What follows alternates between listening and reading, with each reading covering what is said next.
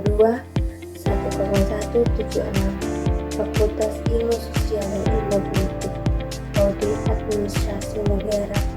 Sini saya ingin mereview kembali buku yang saya pelajari, yaitu Etika Administrasi Negara, penulis Wahyudi Kumortono. Bab 1. Etika dan sejumlah pengendalian amanah. Menurut Sugarda Purbakawarga, etika adalah filsafat nilai, pengetahuan tentang nilai-nilai, ilmu yang mempelajari soal kebaikan dan keburukan di dalam hidup manusia semuanya, terutama mengenai gerak-gerik pikiran dan rasa yang merupakan pertimbangan dan perasaan sampai mengenai tujuannya untuk perbuatan. Berikutnya dalam Ensiklopedia Britannica, etika dinyatakan sebagai filsafat moral, yaitu studi yang sistematik mengenai sifat dasar dari konsep-konsep nilai baik, buruk, harus, benar, salah, dan sebagainya. Dari beberapa definisi etika tersebut di atas dapat segera diketahui bahwa etika berhubungan dengan 4 hal sebagai berikut. Yang pertama, dilihat dari segi objek. Pembahasannya, etika berusaha membahas perbuatan yang dilakukan oleh manusia. Kedua, dilihat dari segi sumbernya. Etika bersumber pada akal pikiran atau filsafat. Sebagai hasil pemikiran, maka etika tidak bersifat mutlak, absolut, dan tidak pula universal. Ia terbatas, dapat berubah, memiliki kekurangan, kelebihan, dan sebagainya. Ketiga, dilihat dari segi fungsinya. Etika berfungsi sebagai penilai, penentu, dan penetap terhadap suatu perbuatan yang dilakukan oleh manusia, yaitu apakah perbuatan tersebut akan dinilai baik, buruk, mulia, terhormat, hina, dan sebagainya. Keempat, dilihat dari segi sifatnya. Etika bersifat relatif, yakni dapat berubah-ubah sesuai dengan tuntutan zaman. Dengan ciri-cirinya yang demikian itu, maka etika lebih merupakan ilmu pengetahuan yang berhubungan dengan upaya menentukan perbuatan yang dilakukan manusia untuk dikatakan baik atau buruk. Dengan demikian, etika sifatnya humanitis dan anthropopetris, yakni berdasar pada pemikiran manusia dan diarahkan pada manusia. Dengan kata lain, etika adalah aturan atau pola tingkah laku yang dihasilkan oleh akal manusia. Garis besar landasan etika antara lain naturalisme pendapat bahwa sistem-sistem etika dalam kesusilaan mempunyai dasar alami, yaitu kebenaran-kebenaran yang hanya dapat dilakukan melalui pengkajian atas fakta. Bab 2. Konsepsi tentang legitimasi kekuasaan birokrasi dan administrasi negara. Legitimasi kekuasaan negara menurut Plato, mereka yang mempunyai kekuatan nalar terbesar hendaknya diberi kekuasaan terbesar untuk memerintah. Menurut Thomas Aquinas, keadilan adalah 2 bentuk, yaitu pertama, keadilan yang timbul dari transaksi pembeli penjualan yang sesuai dengan asas distribusi pasar. Kedua, keadilan yang wajar terjadi bila seorang pengusaha memberikan kepada setiap orang apa yang menjadi hak yang berdasarkan hati. Jenis hukum menurut Thomas Aquinas menjadi hukum abadi, lex external, hukum kodrat, lex naturalis, dan hukum buatan manusia, lex humanis.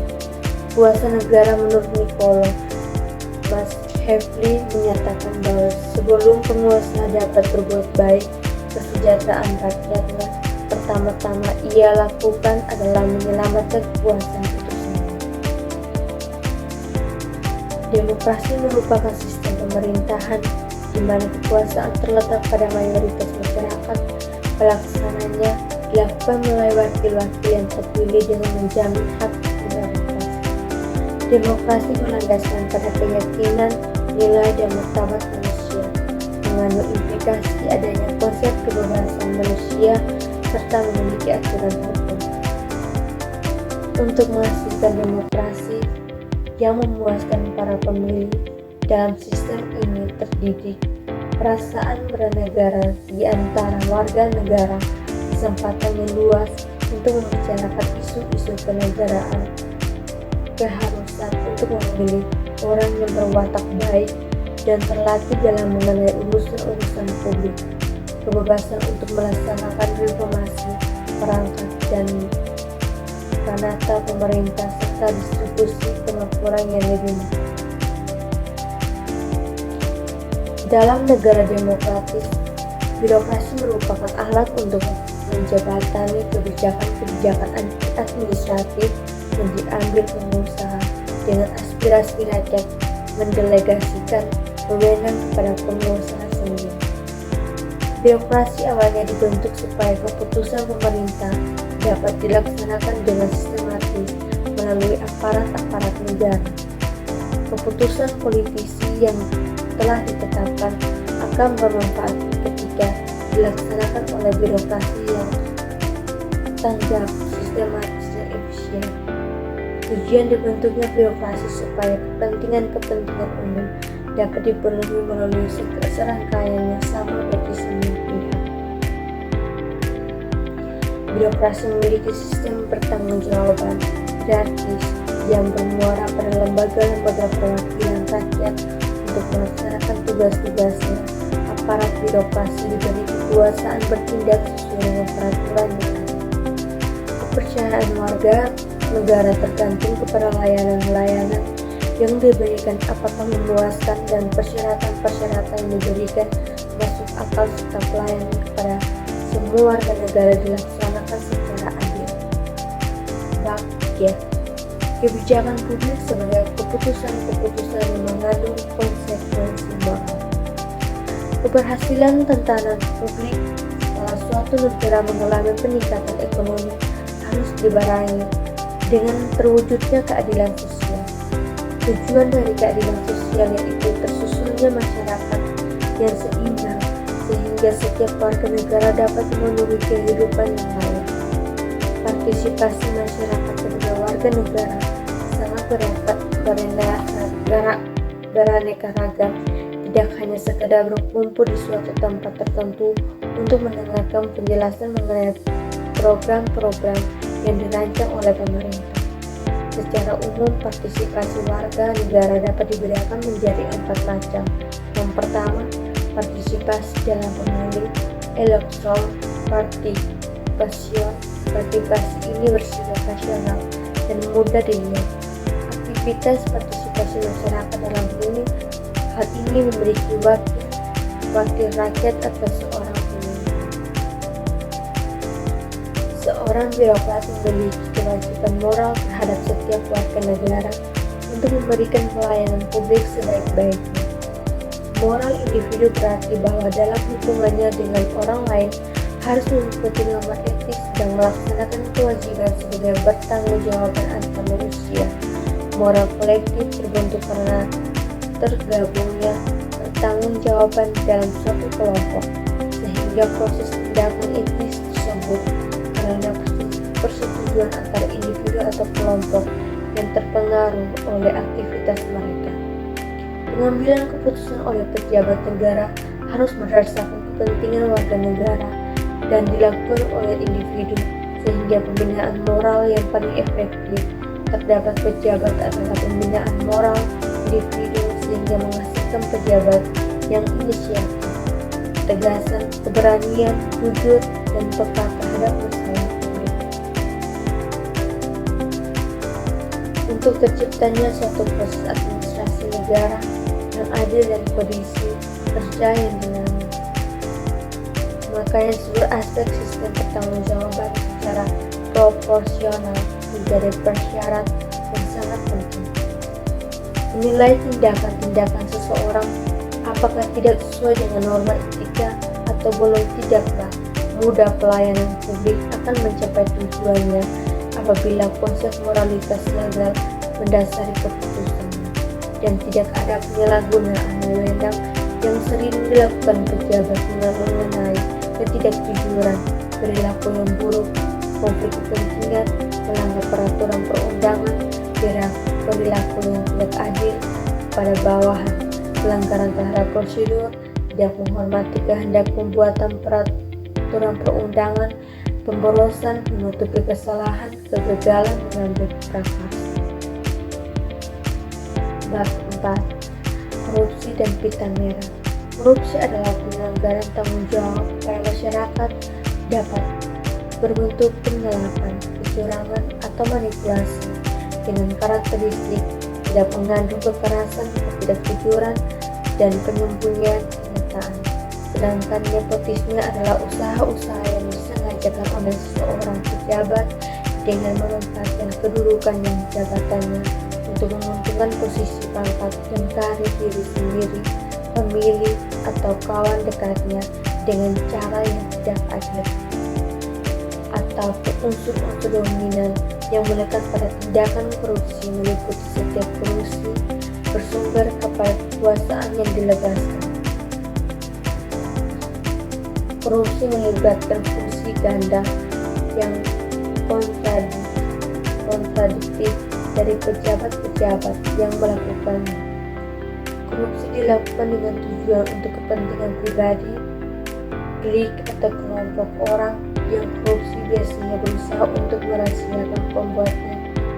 Korupsi dilakukan secara sadar dan disengaja oleh para pelaku.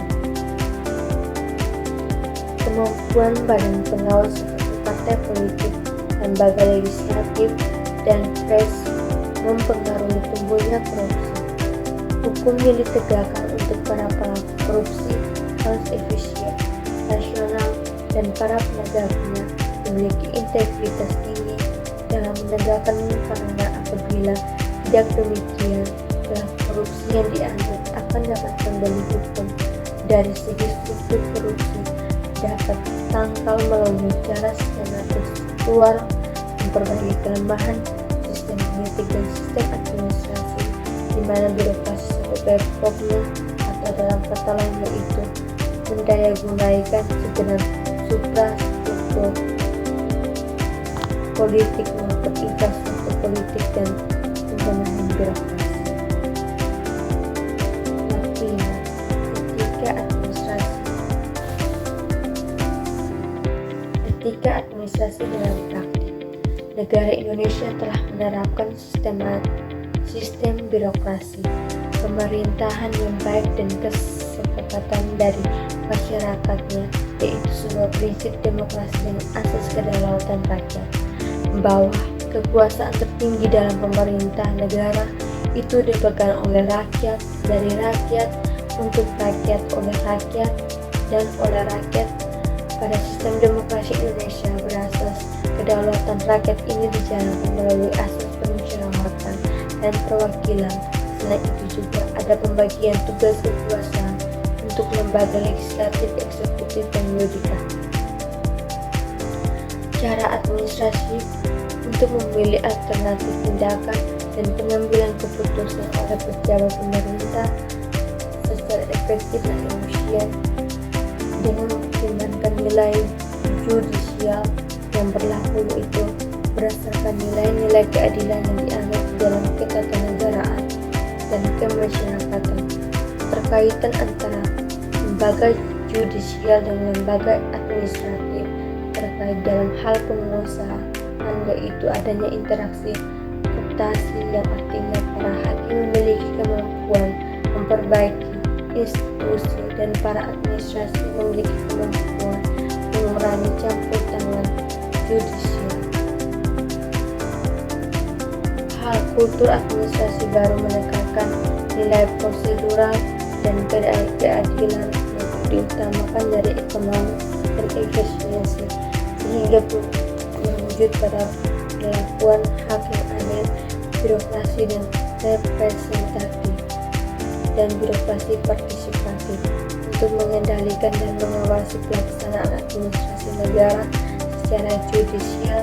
Pemerintah membentuk lembaga pengawas yang memiliki norma hukum, yaitu pengawasan tidak mencari-cari kesadaran, tetapi pengawas ini bersifat mendidik dan dinamis.